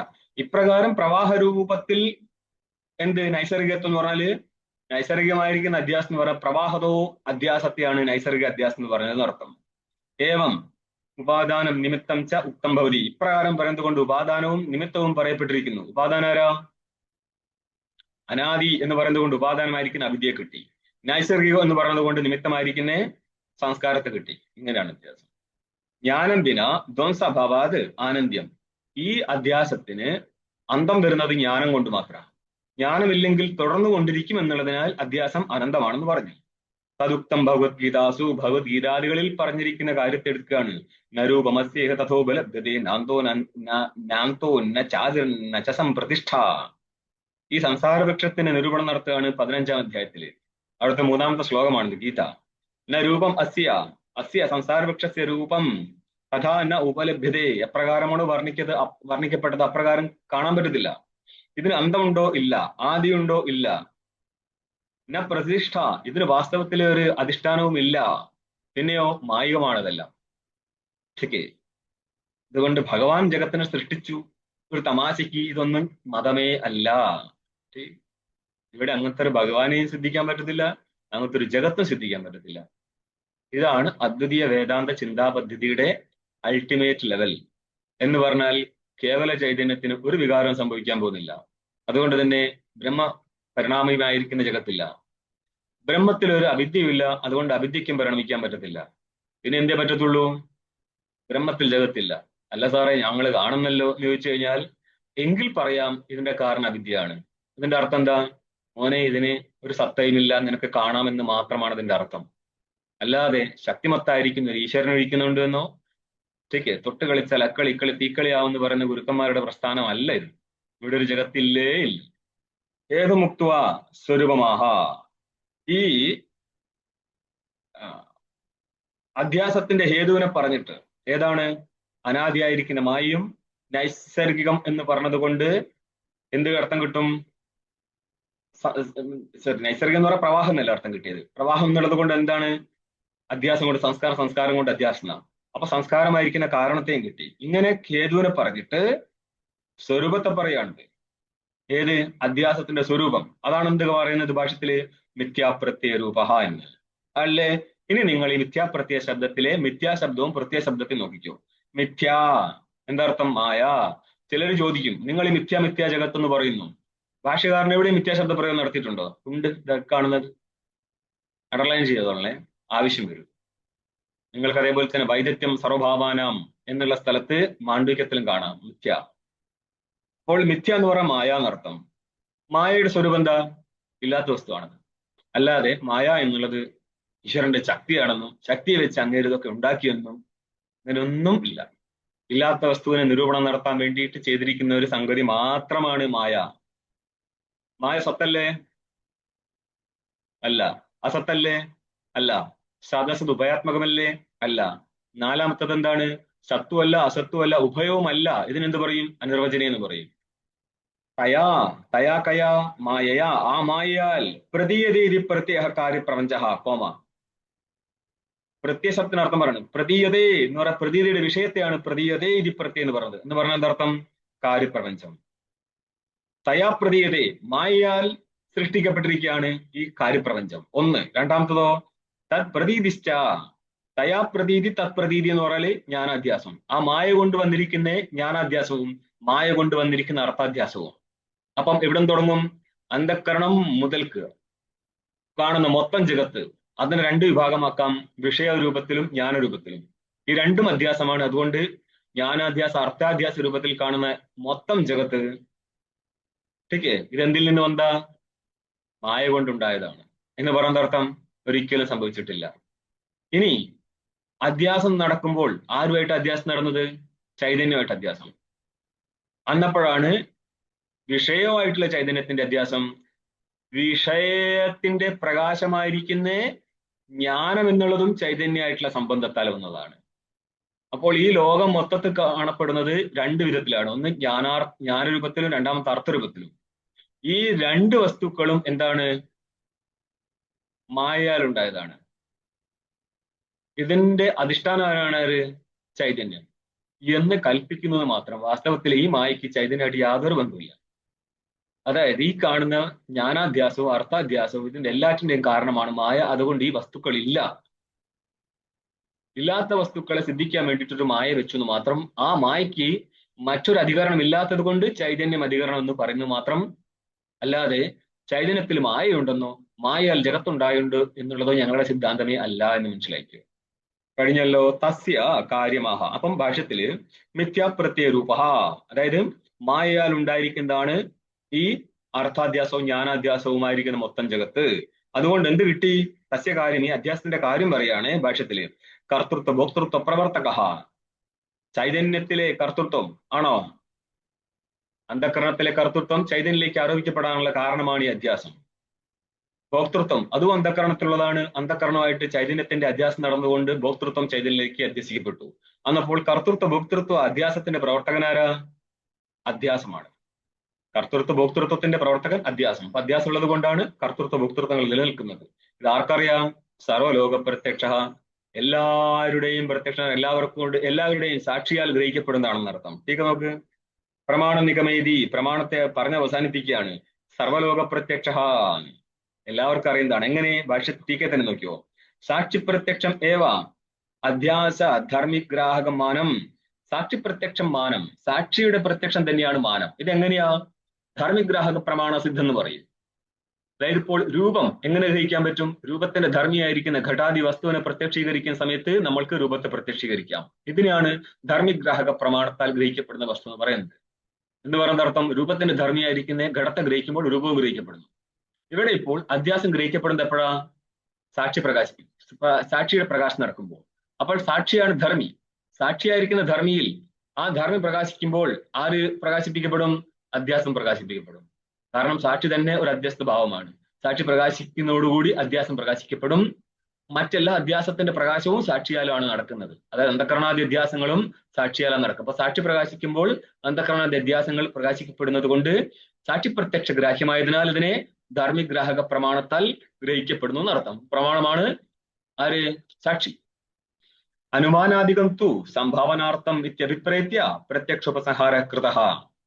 അനുമാനാദികൾ ഏതിന്? അധ്യാസത്തിന് അനുമാനാദികൾ എന്ത് മാത്രമാണ് സിദ്ധിക്കുന്നത്? സംഭാവനയെ സിദ്ധിക്കാൻ വേണ്ടി അനുമാനാദികൾ കൊണ്ടുവന്നതാണ്. അല്ലാതെ സാക്ഷി പ്രത്യക്ഷ സിദ്ധമാണ് എന്ത്? അധ്യാസം. അപ്പോൾ അധ്യാസത്തിന് വേണ്ടി ഉപയോഗിച്ചിരിക്കുന്ന, അധ്യാസം സിദ്ധിക്കാൻ വേണ്ടി ഉപയോഗിച്ചിരിക്കുന്ന അനുമാനാദികൾ, അനുമാനം അർത്ഥാപത്തി വന്നിരുന്നു. സംഭാവനാർത്ഥം അധ്യാസത്തിന്റെ സംഭാവനയെ പറയാൻ വേണ്ടിയിട്ടാണ്. ഇത്യഭിപ്രേത്യ എന്ന് അഭിപ്രായപ്പെട്ടുകൊണ്ട് പ്രത്യക്ഷ ഉപസംഹാര കൃത, പ്രത്യക്ഷമാണ് പ്രമാണം എന്ന് ഉപസംഹരിച്ചിരിക്കുന്നത്. ഏവം അധ്യാസം വർണ്ണയിത്വ തസാധ്യേ വിഷയപ്രയോജന ദർശയതി. ഇത് എവിടെ നിന്ന് തുടങ്ങിയത്? ഇവിടെ ഒരു സൂത്രം ഉണ്ടായിരുന്നു, അഥാതോ ബ്രഹ്മജിജ്ഞാസ. ഇതുമായിട്ട് സംബന്ധിച്ചിരിക്കുന്നതാണ് ശ്രവണവിധി. ആ ശ്രവണവിധിയുടെ അധികാരി വിഷയ പ്രയോജനങ്ങളെ കുറിച്ചുള്ള ചിന്തയാണ് വരുന്നത്. അത് സിദ്ധിക്കുന്നത് എപ്പോൾ മാത്രമാണ്? ജഗത് അധ്യാസം ജഗത് അധ്യസ്ഥ വസ്തുവാണെങ്കിൽ മാത്രം വിഷയമായിരിക്കുന്ന ഐക്യം സിദ്ധിക്കപ്പെടും. ആ ഐക്യത്തിന്റെ ശ്രവണം സിദ്ധിക്കപ്പെടും. ആ ശ്രവണത്തിൽ അധികാരികൾ സിദ്ധിക്കപ്പെടും. അതുകൊണ്ട് എന്ത് ആദ്യം വർണ്ണിക്കണം? അധ്യാസം വർണ്ണിക്കണം. ഇപ്രകാരം അധ്യാസത്തെ വർണ്ണിച്ചിട്ട് അധ്യാസം വർണ്ണയിത്വ തസ്സാധ്യ. അധ്യാസ സാധ്യം എന്താണ്? ജഗത് അധ്യസ്ഥമാണെങ്കിൽ ഐക്യം സാധിക്കപ്പെടും. ठीक അതോടുകൂടി വിഷയപ്രയോജനങ്ങൾ സിദ്ധിക്കപ്പെടും. തസ്സാധ്യേ വിഷയപ്രയോജനേ. അധ്യാസ സാധ്യമാണെന്ത്? ഗ്രന്ഥത്തിന്റെ വിഷയവും പ്രയോജനവും. സാധ്യേ വിഷയപ്രയോജനേ. ഗ്രന്ഥത്തിന്റെ വിഷയവും പ്രയോജനമാണ്. പരമ്പരയിൽ മനസ്സിലായിക്കൊള്ളും. ഇതിനെ കാണിക്കുകയാണ് ഇനി ഭാഷ്യം കാണുക. കഴിഞ്ഞ പേജിലെ ഭാഷ്യമാണത്. 25-ാം പേജിലെ അവസാനം. അസ്യ അനർത്ഥ ഹേതോഹ പ്രഹാണായ ആത്മൈകത്വ വിദ്യാ പ്രതിപത്തയെ സർവവേദാന്ത ആരഭ്യന്തേ. അസ്യ അനർത്ഥ, അനർത്ഥമാണ് ഈ കാണുന്ന മൊത്തം അധ്യാസം. ജഗത്ത് സുഖദുഃഖാത്മകമായിരിക്കുന്ന ജഗത്തായിരിക്കുന്ന അധ്യാസത്തെയാണ് അനർത്ഥം എന്ന് പറഞ്ഞത്. അനർത്ഥത്തിന്റെ ഹേതുവാണ് അധ്യാസം. ഈ ജഗത്താണ് അനർത്ഥം. അനർത്ഥത്തിന്റെ ഹേതുവാണ് അധ്യാസം. അങ്ങനെയാണ് അനർത്ഥമായിരിക്കും ജഗത്തിന്റെ ഹേതുവായിരിക്കുന്ന അധ്യാസത്തിന്റെ പ്രഹാണായ പ്രകർഷണ ഹാനായ നശിപ്പിക്കാനായിട്ട്. കാരണം എന്താ? ആത്മേകത്വ വിദ്യ. ആത്മേകത്വ വിദ്യ ഐക്യജ്ഞാനം എന്നർത്ഥം. ഐക്യജ്ഞാന പ്രതിപത്തയെ, പ്രതിപത്തി എന്ന് പറഞ്ഞാല് അപരോക്ഷ പ്രാപ്തി എന്നർത്ഥം. ഐക്യജ്ഞാനത്തെ പ്രാപിക്കാനായിട്ട് സർവ്വ വേദാന്ത ആരഭ്യന്തേ, സകല വേദാന്തങ്ങളുടെയും വിചാരം നടക്കുന്നു. ഈ ഗ്രന്ഥം വേദാന്ത ഗ്രന്ഥമാണോ? അന്തെന്ന് പറഞ്ഞാല് നിശ്ചയം എന്നാണ് അർത്ഥം. ഓക്കെ. അപ്പൊ വേദത്തിന്റെ നിശ്ചയം, നിർണയം നടക്കുന്ന ഭാഗമാണ് വേദാന്തം. ഇങ്ങനെ ഇരിക്കുന്ന വേദാന്തത്തിന്റെ വേദാന്തം ആരംഭിക്കപ്പെടുന്നു പറഞ്ഞാല് വേദാന്തത്തിന്റെ വിചാരം ആരംഭിക്കപ്പെടുന്നു എന്ന് അർത്ഥം ചെയ്തോളൂ. ടീക്ക നോക്ക്. കർത്തൃത്വാദി അനർത്ഥ ഹേതോരധ്യാസസ്യ. കർത്തൃത്വം ഭോക്തൃത്വം ഇരിക്കെ ജഗത്താണ് അനർത്ഥം. അതിന്റെ ഹേതുവാണ് എന്ത്? അധ്യാസം. ഇങ്ങനെ ഇരിക്കുന്ന അധ്യാസത്തിന്റെ സമൂലസ്യ, മൂലം എന്താണ് അധ്യാസത്തിന്റെ? അവിദ്യ. ഇങ്ങനെ ഇരിക്കുന്ന അവിദ്യ മൂലകമായിരിക്കുന്ന അധ്യാസത്തിന്റെ ആത്യന്തിക വിനാശമാണ് മോക്ഷം. അപ്പൊ ആത്യന്തികമല്ലാത്ത അനർത്ഥത്തിന്റെ വിനാശം നടക്കുന്നുണ്ടോ? അനർത്ഥമാണ് സംസാരം, അതിന്റെ ഹേതുവാണ് അധ്യാസം. ആത്യന്തികമല്ലാത്ത അധ്യാസ നാശം എവിടെയാണ് നടക്കുന്നത്? സുഷുപ്തി സ്ഥലത്ത് നടക്കുന്നുണ്ട്. മുമ്പ് പറഞ്ഞതാണ്. പക്ഷെ ആത്യന്തികമായിരിക്കുന്ന നാശം മോക്ഷസ്ഥലത്തേ ഉള്ളൂ. മോക്ഷ സക്കേന ഇത്യാഹ. അതിനെ എങ്ങനെ പ്രാപിക്കാം എന്നുള്ളതാണ്. അനർത്ഥഹേതു, അനർത്ഥമായിരിക്കുന്ന ഹേതു അധ്യാസം. അധ്യാസത്തിന്റെ പ്രഹാണം എന്നുള്ളത് മോക്ഷമാണ്. ആ മോക്ഷം എങ്ങനെ സാധിക്കാം? എങ്ങനെ സാധിക്കാം? ആത്മേകത്വ പ്രതിപത്തി കൊണ്ട്. ഇതിനെയാണ് ഇനി ഭാഷ്യ ടീക്കയിൽ വിശദീകരിക്കുന്നത്. ബ്രഹ്മാത്മൈക്യ സാക്ഷാത്കാരമാണ് ഏതിന്റെ കാരണം? മോക്ഷത്തിന്റെ കാരണം. അങ്ങനെ ഇരിക്കുന്ന സാക്ഷാത്കാരസ്യ പ്രതിപത്തി എന്ന് പറയുന്ന അർത്ഥം ശ്രവണാദിതിർ അപ്രതിബന്ധേന ലാഭ. പ്രതിബന്ധേന ലാഭം എന്ന് പറഞ്ഞാല് പ്രതിബന്ധമായിരിക്കുന്ന സംശയം, വിപര്യം, വിപരീത ഭാവന. ഇത് പ്രതിബന്ധകമായിരിക്കുന്ന ജ്ഞാനം നമ്മൾക്ക് ഇപ്പോഴും ഉണ്ട്, ശാസ്ത്രത്തിൽ നിന്ന് ഉത്പന്നമാവും. പക്ഷെ വിചാരം നിരന്തരമായി നടത്തിയാലോ സംശയം, വിപര്യം, അതേപോലെ വിപരീത ഭാവന, ഇത് മൂന്നും നഷ്ടപ്പെട്ട് കിട്ടിയാൽ ഉണ്ടാവുന്ന ബോധമാണ് അജ്ഞാനത്തെ നശിപ്പിക്കുന്ന ബ്രഹ്മസാക്ഷാത്കാരം, ഐക്യജ്ഞാനം. അവിടം വരെ എത്തി നിൽക്കണം. അതുകൊണ്ടാണ് പറയുന്നത് പ്രതിപത്തിക്ക് അർത്ഥം പറയാണ് ശ്രവണാദികളാൽ, ശ്രവണ മനന നിധിധ്യാസനങ്ങളാൽ. ഇതിന്റെ ഒറ്റപ്പേരാണ് എന്ത്? വിചാരം. വിചാരം എന്ന് പറഞ്ഞാൽ ശ്രവണ മനന നിധിധ്യാസനമാണ്. ഇതിൽ വഴി അപ്രതിബന്ധന ലാഭ. ഏതിന്റെ അപ്രതിബന്ധന ലാഭ? ബ്രഹ്മസാക്ഷാത്കാരത്തിന്റെ. അപ്പൊ ബ്രഹ്മസാക്ഷാത്കാരം അപ്രതിബന്ധമായിട്ട്, പ്രതിബന്ധരഹിതമായിട്ട്, അതായത് പ്രതിബന്ധകനോട് കൂടെ ബ്രഹ്മസാക്ഷാത്കാരം ഇരുന്നാൽ അതൊരിക്കൽ അജ്ഞാനം നശിപ്പിക്കത്തില്ല. പ്രതിബന്ധരഹിതനായിക്കൊണ്ട് ബ്രഹ്മസാക്ഷാത്കാരം ഇരുന്നാൽ അത് അജ്ഞാനം നശിപ്പിക്കും. ഇതിനൊക്കെ ഡീറ്റെയിൽ പിന്നെ തരാം. തസ്യ ലാഭ. ബ്രഹ്മാത്മൈക്യ സാക്ഷാത്കാരസ്യ പ്രതിപത്തിക്ക് അർത്ഥം പറയാണ് ലാഭം എന്നർത്ഥം എടുത്താൽ മതി. എന്ന് പറഞ്ഞാല് ശ്രവണാദികളാൽ അപ്രതിബന്ധ രൂപത്തിൽ ഉണ്ടായിരിക്കുന്ന സാക്ഷാത്കാരത്തിന്റെ ലാഭം. തസ്യ ഇത്യർത്ഥ പ്രതിപത്തയേക്ക് അർത്ഥം പറയാൻ കേട്ടോ. തസ്യൈ എന്ന് പറഞ്ഞാൽ ആ പ്രതിപത്തിക്കായിട്ട് എന്ന് മനസ്സിലാക്കിക്കൊള്ളുക. തസ്യയാണിത്. മറ്റു സൂത്രങ്ങളാൽ ലോപമൊക്കെ വന്നിട്ട് തസ്യാനെ കാണത്തുള്ളൂ. തസ്യൈ ആ പ്രതിപത്തിക്കായിട്ട് എന്ത്? വേദാന്തത്തിന്റെ വിചാരം നടത്തുന്നു അർത്ഥം. വിദ്യായാം കാരണമാഹ. ആ ജ്ഞാനം എവിടുന്ന് കിട്ടും? അന്നേരം പറയാണ് 26-ാമത്തെ പേജിലെ ഭാഷ്യത്തില് സർവവേദാന്ത, സകല വേദാന്തങ്ങളുടെയും മുഖ്യ ഉദ്ദേശം എന്താണ്? ബ്രഹ്മാത്മയ്ക്ക് സാക്ഷാത്കാരം ജനിപ്പിക്കുക എന്നുള്ളതാണ്. ഇനി ടീക്കയിൽ ഭാഷ്യത്തിൽ ആരഭ്യന്തേ എന്നുള്ളതിന്റെ അർത്ഥം പറയാണ് ആരഭ്യന്തേ അധിയന്തി വിചാര്യന്തി ഇത്യർത്ഥ. സകല വേദാന്തങ്ങളും ഇവിടെയും വിചാരം എന്തിനു വേണ്ടിയാ? താദൃശ ബ്രഹ്മാത്മ പ്രതിപത്തിക്ക് വേണ്ടിയാണ്. അല്ലാതെ ഇവിടെ ഒരു ഈശ്വരകാരണവാദമോ ദേവതാ കാണ്ഡമൊന്നും ഇല്ല. കാണ്ഡം അതുണ്ട്, എങ്ങനെ ഉപാസന കാണ്ഡത്തിൽ വരും. പക്ഷെ അതെന്തിനു വേണ്ടിയിട്ടുള്ള അന്ധക്കരണ ശുദ്ധിക്ക് വേണ്ടി മാത്രമാണ്. അതാണ് നമ്മുടെ ഒട്ടുമിക്ക ആൾക്കാരും ഇത് കണ്ഠം നടത്തുമ്പോഴേക്കും നെഞ്ചത്തടിക്കാൻ തുടങ്ങും. എന്നിട്ടോ ചുക്കെ ചുക്കെ പറയാൻ തുടങ്ങും, സ്വാമി ഇതിനൊക്കെ നിഷേധിക്കുന്നു. ഇതിനെ നിഷേധിച്ചാലേ മുന്നോട്ട് പോകാൻ പറ്റത്തുള്ളൂ, ഇല്ലെങ്കിൽ ഇവിടെ തന്നെ ഇരിക്കും. ആരാണോ ഉപാസന കൂടുതൽ ചെയ്തിട്ട് വേദാന്തം പഠിക്കാൻ ശ്രമിക്കുന്നത് നടക്കുന്ന പരിപാടി ഒന്നല്ല. കാരണം കൂടുതൽ ചെയ്യാന്നവർ അതിനോടുള്ള ചായ്വാണ്. അവരുടെ തലയിൽ ഉപാസനയാണ് മോക്ഷത്തിന് കാരണം എന്നാണ്. അതുകൊണ്ടാണ് ഉപാസന വിടാത്തത്. മുന്നോട്ട് പോകുന്ന ആൾക്കാർ ഉപാസന ചെയ്യത്തില്ല, അവർ വിചാരത്തിലിരിക്കത്തുള്ളൂ. പക്ഷേ ഭാഷകാരൻ പറയുന്നുണ്ട്, തസ്മാത് മുമുക്ഷു ദേവത ആരാധനോ പുരഭവി. ആരാധനയ്ക്ക് അർത്ഥം ഉപാസന ഒന്നുമില്ല, ഉപാസന ചെയ്യുന്നതോട് ദോഷമൊന്നുമില്ല. പക്ഷെ ചെയ്യുന്നുണ്ടെങ്കിൽ മനസ്സിലാക്കണം ഇതല്ല ലക്ഷ്യത്തിലെത്തിക്കുന്നത് എന്ന്. അതുകൊണ്ട് അതിനു വേണ്ടിയുള്ള ഉപാസന ഉണ്ടാകത്തുള്ളൂ. ഒന്ന്. രണ്ടാമത്തത്, ഉപാസന മാത്രമൊന്നല്ല, ദേവത തുഷ്ടിക്ക്, ദേവതയ്ക്ക് വേണ്ട ഭോഗം കൊടുത്തു കഴിഞ്ഞാൽ ദേവത തുഷ്ടനാവും. നാമം ജപിച്ചാലും ദേവത തുഷ്ടനാവും. ഇത്രയൊക്കെ ഉള്ളൂ. കാരണം നമ്മൾ ഏത് സ്റ്റാൻഡ് എടുക്കുന്നു അതനുസരിച്ച് നമ്മുടെ തലയും വളരത്തുള്ളൂ. ആളുടെ വ്യവഹാരം കണ്ടാൽ മനസ്സിലാക്കാം, ശബ്ദം കൊണ്ട് മനസ്സിലാക്കാം ഇത് എവിടെ നിന്നിട്ട് സംസാരിക്കുന്നു. ആരാണോ ഉപാസനയെ കൂടുതൽ താലോലിക്കുന്നത് അവന്റെ ശബ്ദത്തിൽ ഉപാസന കയറി വരും. ഓക്കെ. അതുകൊണ്ടാണ് ചിലർ പറയുന്നത് പഠിക്കാൻ വേദാന്തം, ചെയ്യാൻ ഉപാസന. അങ്ങനെയുണ്ടല്ലോ, എന്നോട് പറഞ്ഞിട്ടുണ്ട്. ഞാൻ പേരെടുത്ത് പറയുന്നില്ല. പാരായണായിക്കേടെ നടക്കുന്ന ആൾക്കാർ പിടിച്ച് പേരെടുത്ത് പറയുന്നത് ശരിയല്ലല്ലോ. അപ്പോൾ എന്താണ് ഇനിയുള്ളത്? വിചാരിത വേദാന്താനാം ബ്രഹ്മാത്മൈക്യം വിഷയ. വിചാരിക്കപ്പെടുന്ന വേദാന്തം നേരിട്ട് പറഞ്ഞാല് വേദാന്താനാം വിഷയ ബ്രഹ്മാത്മൈക്യം എന്ന് പറഞ്ഞാൽ മതി. പക്ഷെ വേദാന്തത്തിന് എന്താ ചെയ്യുന്നത്? നമ്മൾ വിചാരം നടത്തുകയാണ്, അല്ലേ? വിചാരത്തിലെ ആദ്യത്തെ എന്താണ്? ശ്രവണം. ശ്രവണത്തിന്റെ അർത്ഥം എന്താ? വേദാന്താനം അശേഷാണാം ആദിമധ്യാവസാനേഷു ബ്രഹ്മാത്മനൈവ താത്പര്യം വിധി ശ്രവണം ഭവേത് എന്ന് പറയും. വേദാന്ത താത്പര്യ നിശ്ചയം നടത്തുക. കേട്ട് ഗുരുമുഖത്തുനിന്ന് കേട്ട് ആ വേദാന്ത വാക്യത്തിന്റെ അർത്ഥമായിരിക്കുന്ന ബ്രഹ്മത്തെ ശബ്ദത്തിലൂടെ നിശ്ചയം നടത്തുന്നതാണ് ശ്രവണം. യുക്തിയാൽ നിശ്ചയം നടത്തുന്നതാണ് മനനം. ഇത് രണ്ടിൽ നിന്നും ഉരുത്തിരിഞ്ഞിരിക്കുന്ന വസ്തുവിന്റെ നിരന്തര ആകാര വൃത്തിയിൽ നിൽക്കുക, അന്ധക്കരണം എന്നുള്ളതാണ് നിധിധ്യാസനം. വിവരണി. വിചാരിത വേദാന്തത്തിന്റെ വിഷയമാണ് ബ്രഹ്മാത്മൈക്യം. മോക്ഷ ഫലമിത്യുക്തം ഭവതി. മുമ്പേ പറഞ്ഞതാണ്, വേദാന്തത്തിന്റെ വിചാരണത്തിന്റെ വിഷയമായിരിക്കുന്ന വേദാന്തത്തിന്റെ ഫലം മോക്ഷവും വിഷയം ബ്രഹ്മാത്മൈക്യവുമാണെന്നുള്ളത്. അർത്ഥാത് തത് വിചാരാത്മക ശാസ്ത്രസ്യാപി. അതുകൊണ്ട് വിചാരം ഏതിൻ്റെതാ? ശാസ്ത്രത്തിൻ്റെതാണ്. അപ്പൊ വിചാരത്തിന്റെ ഫലവും വിചാരത്തിന്റെ വിഷയം തന്നെയായി ശാസ്ത്രത്തിന്റെ വിഷയം. തേക്കേ ഐക്യം മോക്ഷം. ഇത് തന്നെയായിരിക്കും ഇവിടെയും ഫലവും വിഷയമായിട്ട് മാറുന്നത്. തേ വിഷയപ്രയോജന ഇരിജ്ഞേയം. അവ തന്നെയായിരിക്കും ശാസ്ത്രത്തിന്റെയും വിഷയവും പ്രയോജനവും. എന്ന് പറഞ്ഞാല് വിചാരത്തിന്റെ വിഷയം തന്നെയായിരിക്കും ശാസ്ത്രത്തിന്റെ വിഷയം, വിചാരത്തിന്റെ ഫലം തന്നെയായിരിക്കും ശാസ്ത്രത്തിന്റെയും ഫലം നടത്തും. നനു വേദാന്തേഷു പ്രാണാധിപാസ്തീനാം ഭാനാത് ഐക്യമേവ തേഷാം അർത്ഥ ഇതി കഥം ഇത്തി. ഇവിടം വരെ, ഇതുവരെ പൂർവക്ഷി ചോദിക്കുകയാണ്, വേദാന്തങ്ങളിൽ പ്രാണാദി ഉപാസനയെ കുറിച്ച് പറഞ്ഞിട്ടുണ്ടല്ലോ. ജ്യേഷ്ഠ ശ്രേഷ്ഠ സ്വാനാം ഭവതി എന്നൊക്കെ നിങ്ങൾ പ്രാണാദി ഉപാസന പറഞ്ഞിട്ടുണ്ടല്ലോ. പല ഉപനിഷത്തിലുണ്ടല്ലോ അത്. ठीक है. ഹിരണ്യഗർഭ ഉപാസന മുഖ്യമായിട്ട് എടുത്ത് പറയുന്നുണ്ടല്ലോ. ഐക്യമേവ തേഷാം അർത്ഥ ഇതി കഥം.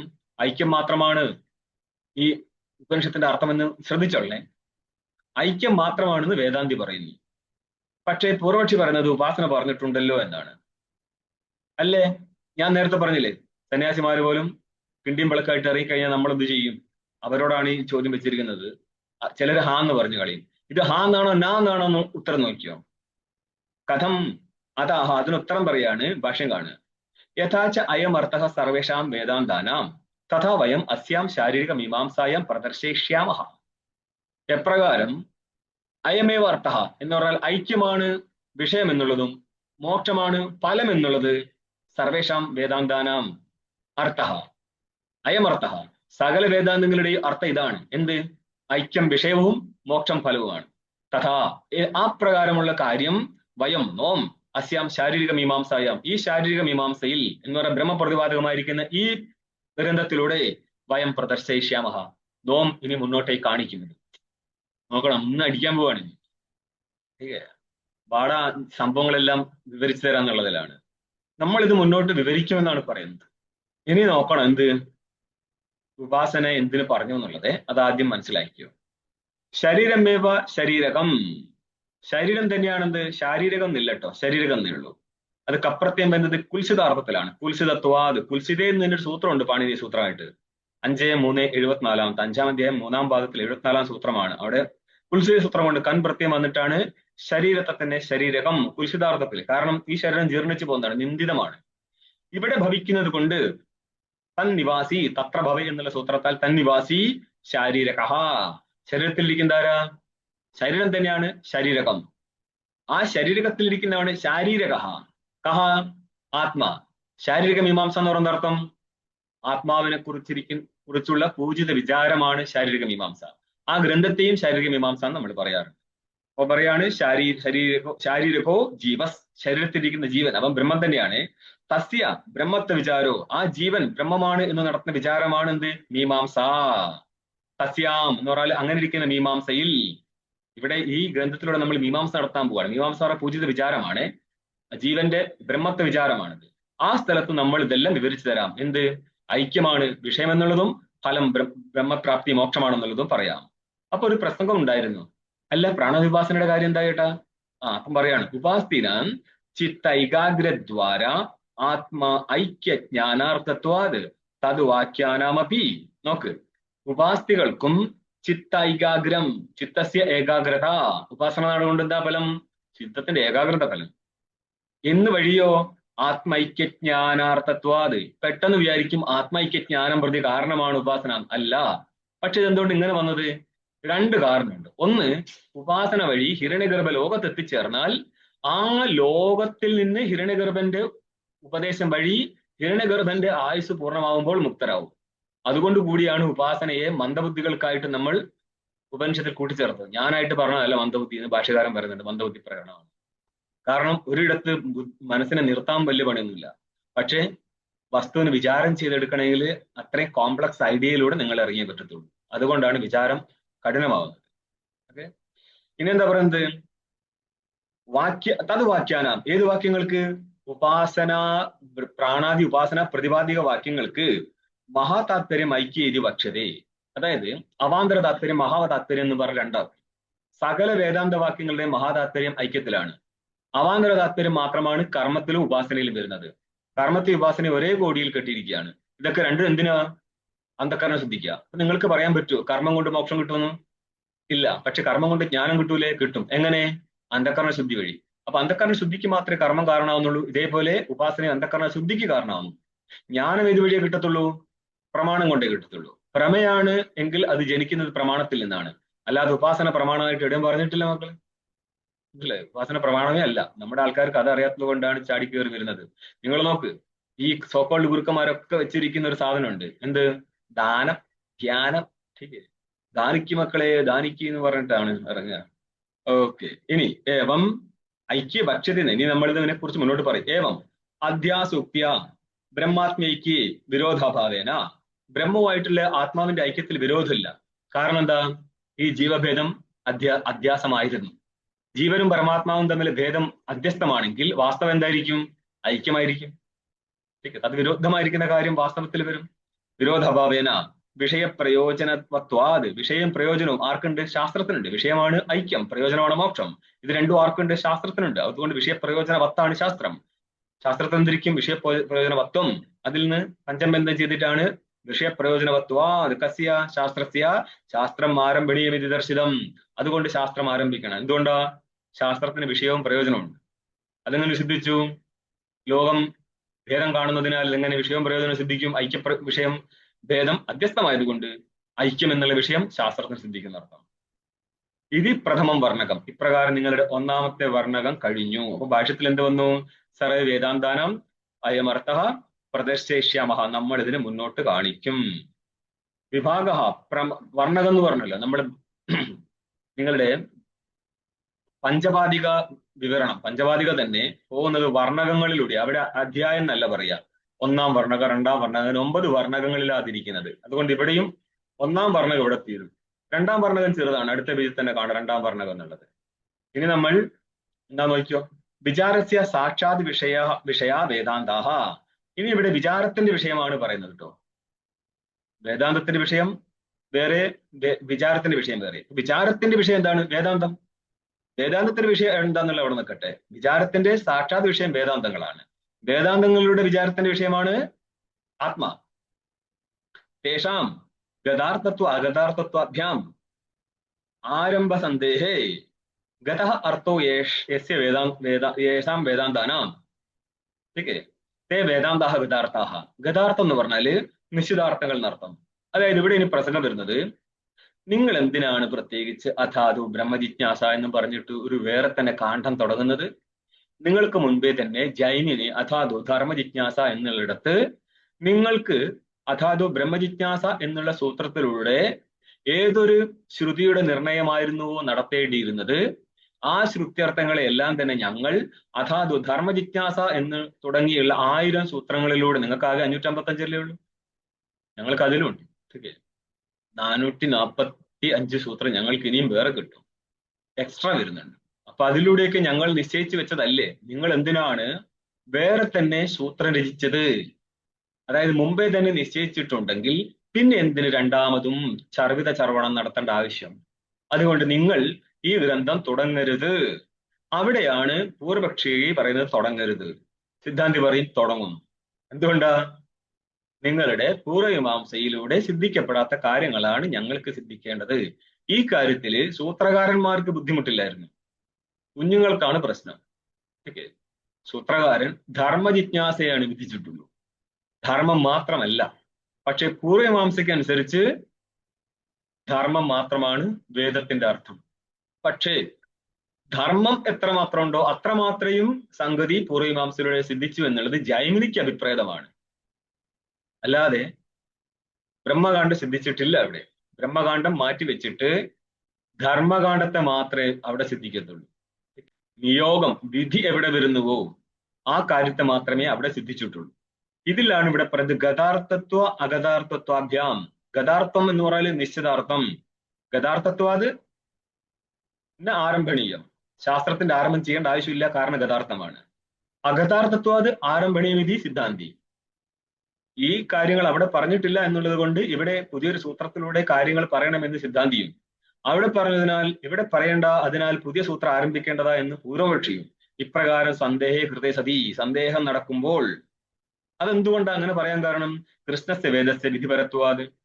കൃഷ്ണൻ എന്ന് പറഞ്ഞ സമ്പൂർണ്ണം, സമ്പൂർണ്ണ വേദവും വിധിപരമാണ്. അതായത് പൂർവമീമാംസയിലെ സിദ്ധാന്തമാണ്, അവരുടെ സൂത്രം തന്നെ വരും ആംനായസ്യ ക്രിയാർത്ഥത്വാത് അനർത്ഥക്യം അതർത്ഥനം തസ്മാത് അനിത്യം. ആംനായ എന്ന് പറഞ്ഞ വേദം, ആംനായസ്യ ക്രിയാർത്ഥത്വാത്, ആംനായം വേദം ക്രിയയ്ക്ക് വേണ്ടി മാത്രമാണ്, ക്രിയാർത്ഥമാണ്. അതുകൊണ്ട് അനർത്ഥക്യം അതർത്ഥനം, വിധിപരങ്ങളല്ലാത്ത വാക്യങ്ങളെല്ലാം തന്നെ, അതായത് കാര്യപരങ്ങളല്ലാത്ത വാക്യങ്ങളെല്ലാം തന്നെ, കാര്യപരങ്ങളല്ലാത്ത വാക്യങ്ങൾ ഏതാ? നിത്യമായിരിക്കുന്ന ബ്രഹ്മത്തെ സിദ്ധ ബ്രഹ്മബോധക വാക്യങ്ങൾ, അവയെല്ലാം തന്നെ അതത്പരം ആനാസ്യ ക്രിയാർത്ഥത്വം അനർത്ഥക്യം, അനർത്ഥക്യം അർത്ഥവത്തല്ല, അതതർത്ഥാനാം, തദർത്ഥം എന്ന് പറഞ്ഞാല് ക്രിയാപരങ്ങൾ എന്നർത്ഥം. അപ്പൊ ക്രിയാപരങ്ങളല്ലാത്ത വാക്യങ്ങളെല്ലാം അനർത്ഥകങ്ങളാണ്, തസ്മാത് അനിത്യം, അവ പ്രാമാണികങ്ങളല്ല എന്ന് പൂർവമീമാംസയിലെ പൂർവപക്ഷി പറയുമ്പോൾ, വിധിനാന്തു ഏകവാക്യത്വാത് സ്തുത്യർത്ഥേന വിധിനാം സ്യുഹു എന്നുള്ള സൂത്രത്തിലൂടെ പൂർവപക്ഷി തന്നെ പറയും, ഈ ഭാഗങ്ങൾ, ഏത് ഭാഗം? നിത്യശുദ്ധ ബുദ്ധമുക്ത വസ്തുക്കളെ പ്രതിപാദിക്കുന്ന, നിത്യവസ്തുക്കളെ പ്രതിപാദിക്കുന്ന ഭാഗങ്ങളെല്ലാം തന്നെ സ്തുതിക്ക്, ക്രിയയുടെ ഫലത്തിന്റെ സ്തുതിക്കോ ക്രിയയുടെ സ്തുതിക്കോ വേണ്ടിയായിട്ട് എടുക്കാം. എന്തുകൊണ്ടാ? വേദത്തിന്റെ ഒരു ഭാഗം പ്രമാണവും ഒരു ഭാഗം അപ്രമാണവും എന്ന് പറയാൻ പറ്റത്തില്ല. അതുകൊണ്ട് സകല വേദത്തെയും പ്രമാണമാക്കാൻ വേണ്ടിയിട്ട് കുറെ വാക്യങ്ങൾ വിധിപരങ്ങളും മറ്റ് നിത്യവസ്തുക്കളെ, സിദ്ധവസ്തുക്കളെ പ്രതിപാദിക്കുന്ന വാക്യങ്ങൾ ആ കർമ്മത്തിന്റെ സ്തുതിക്കായിട്ടും കണക്കാക്കിയാൽ മതി. ടീക്കേ? അതുകൊണ്ട് തന്നെ ഈ വാക്യങ്ങളുടെ എല്ലാം നിരൂപണം ഞങ്ങൾ ചെയ്തിട്ടുണ്ട്, നിങ്ങൾ ചെയ്യേണ്ടതില്ല, രണ്ട് രീതിയിലും. ടീക്കേ? ഇതിന്റെ നിരൂപണം നമുക്ക് നാളെ കാണാം. ഓം പൂർണ്ണമദഃ പൂർണ്ണമിദം പൂർണ്ണാത് പൂർണ്ണമുദച്യതേ പൂർണ്ണസ്യ പൂർണ്ണമാദായ പൂർണ്ണമേവാവശിഷ്യതേ. ഓം ശാന്തി ശാന്തി ശാന്തി. ശങ്കരം ശങ്കരാചാര്യം കേശവം ബാദരായണം സൂത്രഭാഷ്യകൃതൗ വന്ദേ ഭഗവന്തൗ പുനഃ പുനഃ. ഈശ്വരോ ഗുരുരാത്മേതി മൂർത്തിഭേദവിഭാഗിനേ വ്യോമവത്വ്യാപ്തദേഹായ ദക്ഷിണാമൂർത്തയേ നമഃ. ഓം ശാന്തി ശാന്തി ശാന്തി. നമോ നാരായണ.